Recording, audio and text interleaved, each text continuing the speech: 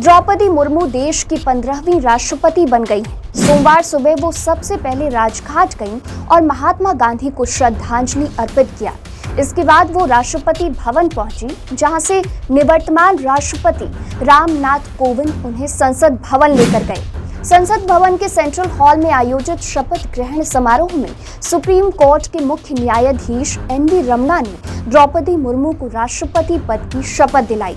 इस दौरान उन्होंने कहा कि मैं देश की पहली राष्ट्रपति हूं जिसका जन्म आजाद भारत में हुआ है। राष्ट्रपति के शपथ ग्रहण कार्यक्रम की शुरुआत से लेकर हर एक कार्यक्रम के लिए उनकी अनुमति ली जाती है। सीजेआई ने शपथ दिलाने से पहले द्रौपदी मुर्मू से इजाजत मांगी। समारोह समाप्त करने के लिए भी सीजेआई ने राष्ट्रपति मुर्मू से अनुमति ली।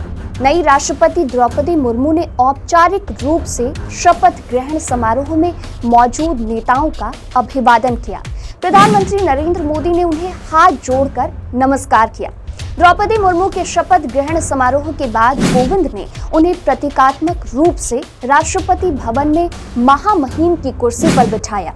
शपथ ग्रहण के बाद राष्ट्रपति द्रौपदी मुर्मू वापस राष्ट्रपति भवन पहुंची और रामनाथ कोविंद से चार्ज लिया। रामनाथ कोविंद की जगह मुर्मू राष्ट्रपति की कुर्सी पर विराजमान हैं। भारत की 15वीं राष्ट्रपति द्रौपदी मुर्मू के पास अध्यादेशों को लागू करने, क्षमादान देने और प्रधानमंत्री के नेतृत्व वाले केंद्रीय मंत्रिपरिषद की सिफारिश पर राज्यों और देश में आपातकाल की घोषणा पर हस्ताक्षर करने का अधिकार होगा। संवैधानिक प्रमुख के रूप में राष्ट्रपति संविधान का संरक्षक होता है और उसे संसद सत्र बुलाने तथा सशस्त्र बलों के सर्वोच्च कमांडर के तौर पर काम करने जैसी शक्तियां हासिल हैं। मुर्मू को आनुपातिक प्रतिनिधित्व प्रणाली के तहत संसद के दोनों सदनों, राज्यों की विधानसभाओं के निर्वाचित सदस्यों को मिलाकर बने निर्वाचक मंडल द्वारा राष्ट्रपति चुना गया था।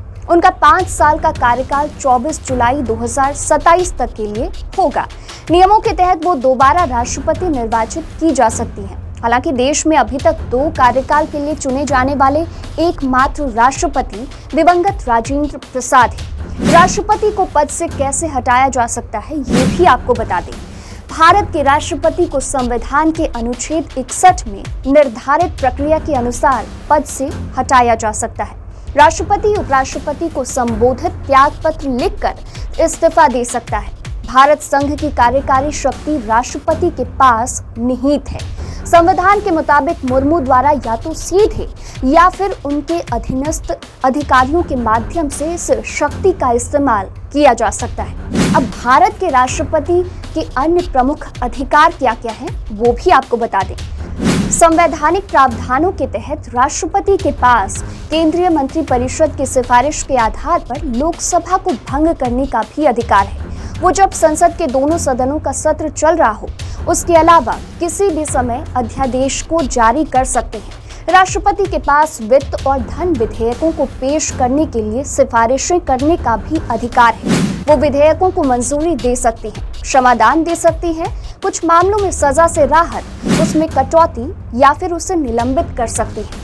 आपातकाल लगाने का भी अधिकार राष्ट्रपति के पास है। जब किसी राज्य में संवैधानिक तंत्र विफल हो जाता है, तब राष्ट्रपति उस राज्य की सरकार के सभी या चुनिंदा कार्यों को अपने हाथों में ले सकती है। राष्ट्रपति अगर इस बात से संतुष्ट है कि देश में एक गंभीर आपातकाल जैसी स्थिति है, जिससे भारत या उसके क्षेत्र के किसी भी हिस्से की सुरक्षा को खतरा है, फिर चाहे वो युद्ध, बाहरी आक्रमण या सशस्त्र विद्रोह से हो, तो वो आपातकाल लागू करने की घोषणा कर सकते हैं। अनुच्छेद 54 में राष्ट्रपति चुनाव का उल्लेख किया गया है। भारत के राष्ट्रपति का चुनाव का उल्लेख संविधान के अनुच्छेद 54 में है। इसके अनुसार राष्ट्रपति का चुनाव अप्रत्यक्ष रूप से होता है। राष्ट्रपति के चुनाव आनुपातिक प्रतिनिधित्व एकल संक्रमणीय मत पद्धति से किया जाता है। राष्ट्रपति का चुनाव एक इलेक्टोरल कॉलेज करता है। भारत में राष्ट्रपति का चुनाव एक विशेष तरीके से वोटिंग से होता है। इसे सिंगल ट्रांसफरेबल वोट सिस्टम कहते हैं। सिंगल वोट यानी एक मतदाता एक ही वोट देता है, लेकिन इसमें वो कई उम्मीदवारों को अपनी प्राथमिकता के आधार पर वोट देता है। इसका अर्थ ये है कि वो बैलेट पेपर पर ये बताता है कि उसकी पहली पसंद कौन है और दूसरी कौन और तीसरी कौन। अब राष्ट्रपति का शपथ 25 जुलाई को ही क्यों होता है, ये भी जान लीजिए। राष्ट्रपति कब शपथ लेगा, इस बात को लेकर संविधान में किसी भी तरह का कोई उल्लेख नहीं है। दरअसल 1977 में नीलम संजीव रेड्डी निर्विरोध राष्ट्रपति चुने गए थे। उन्होंने 25 जुलाई 1977 को राष्ट्रपति पद की शपथ ली थी। उसके बाद से ही ये परंपरा बन गई। उसके बाद से सभी राष्ट्रपति 25 जुलाई को ही शपथ लेते हैं। ब्रिटिश महारानी की तर्ज पर अधिकार दिया गया है भारत के राष्ट्रपति को। भारत का राष्ट्रपति ब्रिटेन की महारानी की तरह होता है, जिसका काम आलंकारिक अधिक होता है।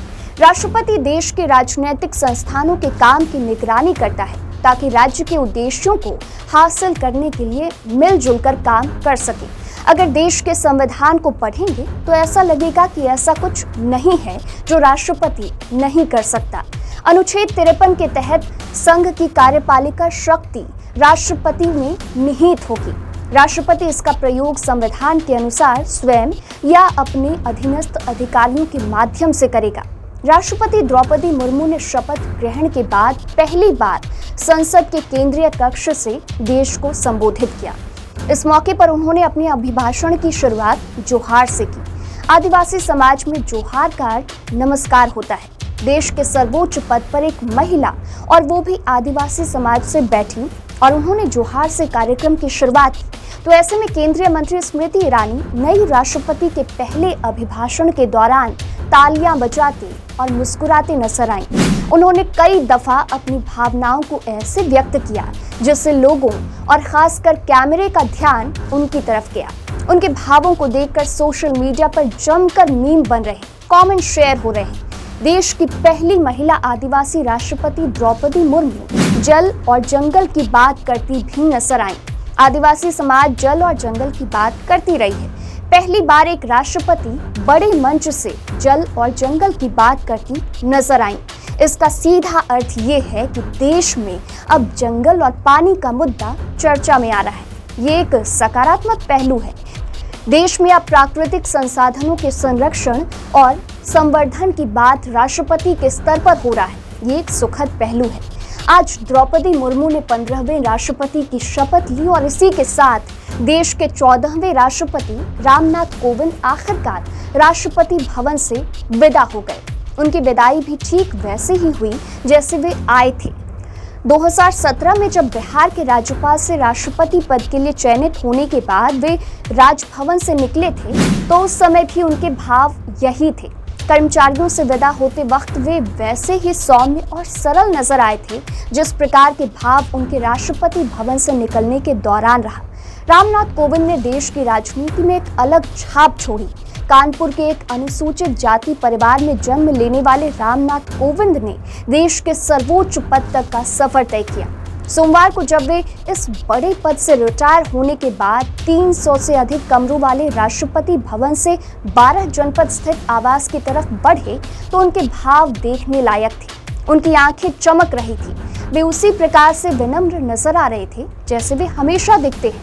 पिछले 5 सालों तक सेवा देने वाले कर्मचारियों ने अभिवादन किया तो पूर्व राष्ट्रपति मुस्कुराए, हाथ जोड़ा और फिर कार में सवार होकर गए।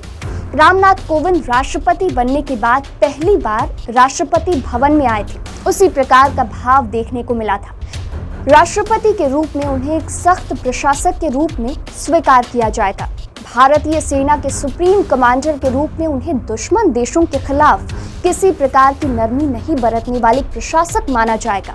देश के दोनों फ्रंट पर जब भारतीय सेना वॉर मोड में फंसी, वहां पर राष्ट्रपति के रूप में वे सख्त नजर आए। सेना को उचित जवाब की खुली छूट मिली। साथ ही उन्होंने अपने कार्यकाल के दौरान आए फांसी से रहम की किसी भी अपील को स्वीकार नहीं किया। कानून ने जिन अपराधियों को फांसी की सजा दी उन्हें मिली। निर्भया के गुनाहगारों ने भी रहम की गुहार लगाई थी। उस समय राष्ट्रपति ने तेजी से उनकी अपीलों को खारिज किया। सरकार के स्तर पर पारित कानूनों को भी पास करने में उन्होंने देरी नहीं की। तो वीडियो में फिलहाल के लिए इतना ही। और भी खबरों के लिए इनसाइडर लाइव को सब्सक्राइब कर लें। वीडियो अगर आप फेसबुक पर देख रहे हैं तो हमारे फेसबुक पेज को लाइक फॉलो कर लें। यूट्यूब पर देख रहे हैं तो हमारे यूट्यूब चैनल को सब्सक्राइब करके वीडियो को शेयर जरूर करें।